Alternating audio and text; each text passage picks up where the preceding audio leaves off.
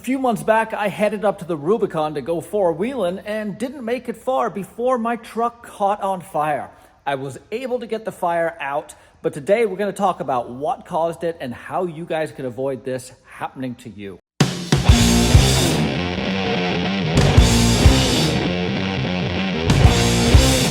I was on my way up to a trip on the Rubicon with a good group of friends, fully loaded. I mean, I was ready to go. I was leaving the next morning, so I'd driven the truck from my shop to my house with the intention of getting up early and heading up to the mountains. It was loaded with probably 5 days worth of food, water, camping equipment. It had extra fuel in it, spare tire, tools, you name it, everything.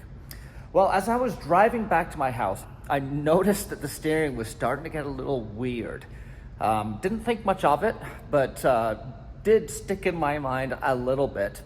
And then as I'm going down this short hill by my house, I start seeing smoke. And pretty much the same time I saw smoke, my power brakes went. I checked to see if my engine was still running because it is hydro boost. I thought maybe the engine had cut out and I'd lost brakes and steering, but nope, still had RPM, so I knew the engine was running. And that's when I put two and two together. This all happened in a matter of 3 seconds. I figured out that I must have popped a line off of my hydro boost, so I'd lost steering and brakes, and the smoke I was seeing was from the fluid dumping onto the headers. Well, that's exactly what it was. So I pulled over into this parking lot and almost crashed into this parking barrier thing, and I jumped out and I could see full flames under the hood, and one of my worst nightmares was coming true. I thought I was going to lose the truck. I thought it was going to burn down.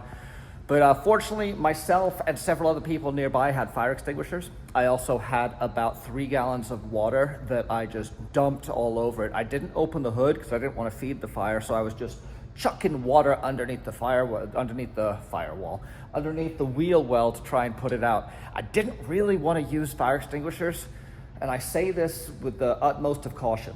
I would rather use fire extinguishers than watch my truck burn to the ground, but if I can put out the fire with water and risk some of the corrosive damage that these fire extinguishers can put out, I'm gonna do that. I have spoken to the guys at Element Fire Stick. I think I'm gonna be picking up a handful of those guys.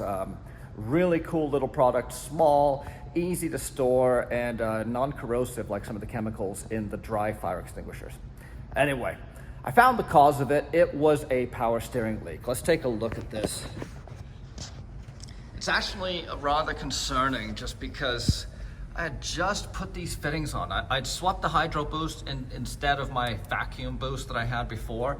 And while these lines looked like they were fine, they did pop off that high pressure fitting, and that just dropped fluid all over my manifold. You can see where the flames bubbled up and started to go through the hood. They charred all of my alternator power cable. And today I'm gonna see what other damage they did. I'm hoping it's not that significant and I can just replace some wiring and replumb these lines. But man, that was a touch and go few minutes. I gotta be honest, I have been in a car fire before and they are no fun, duh. But this one, I was watching literally my hopes and dreams go up in fire. And it was quite alarming.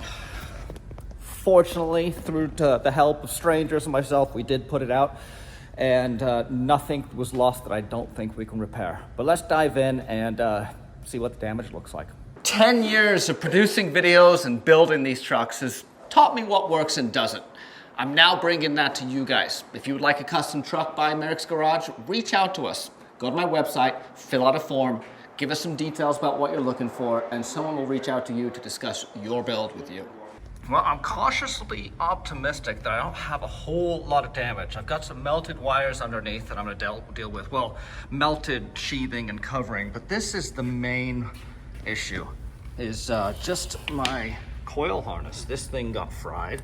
I mean, it would probably still work, but you know, I'm not gonna chance it. We're gonna get new coils, we're gonna get new plug wires, and we're gonna get a new harness here. And yeah, some power steering lines did get a little toasty, but just the covering I put over them. I've got a line down here that you can see. I can't really even tell, but this got a little melty and hot, so I'm gonna take all that off and see if it's all good. But man, I think I may have dodged a bullet here. Pay attention to your truck, guys. If it starts acting weird, if it starts smoking, and if it catches on fire, make sure you put it out as soon as you can. That's my take-home point from this. Oh yeah, and this is the alternator battery, alternator cable. This is most likely fine too, but why chance it when I can just replace this? It did get a little melty also. Let's dive under and see what it looks like underneath. I gotta warn you, it's a mess. Everything's covered in power steering fluid right now, which kind of stinks. I'm gonna tear all this, and I'm not gonna be using this exhaust wrap anymore, and I'm not gonna be using these fittings. I think I'm gonna get some high pressure lines just built. Lesson learned on that one, right? Okay, let's dive underneath. Well, apart from some battle scars from, years of wheeling and beating on this truck, it looks pretty good under here. Yeah, all this is gonna come off. This is not, I'm not a fan of this sheathing. And, but looking up, it doesn't look terrible up here. You can kind of see, yeah, I mean, everything looks pretty good. So, need to take a look at a couple of wiring issues. That got a little melty, but that could have been prior. And yeah, this all needs to be cleaned up. I know I said it before, painter's house is never painted, and this is kind of embarrassing. I can't believe I'm showing you guys this. This is not the quality of work I really like to do, but I built this in my driveway about 8 years ago, so give me a break. Anyway, let's pull all this stuff off and take a look at if there's any other damage. I want to be thorough. I don't want to have gremlins and ghosts that I'm chasing in my electrical system. So might as well do it right the first time. So I've got about 100 miles on the truck since I fixed everything. And fortunately, everything I just showed you guys, that is the entirety of what happened. I melted a bunch of stuff. But most importantly, what did I learn from this? And what can I pass on to you guys? Well, there's 3 key things that I learned. Well, probably more, but let's get into it. First of all, make sure your fire extinguishers are all up to date. Make sure that you have them within easy reach. It's no good if you can't get to them when something happens.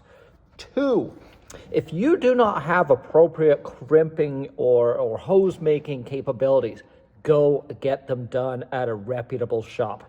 I have made a ton of hydraulic hoses. And this is the first time it popped off, but it was the first time using this fitting and this line. And I'm not gonna point fingers, but I won't be using it anymore. Just put it that way. I think it might have been a combination of the line and the fitting, but there's better options out there and it's just not worth taking the chance. Lesson number 3, do not use the header wrap. I've used it in the past. I've used it recently on some trucks.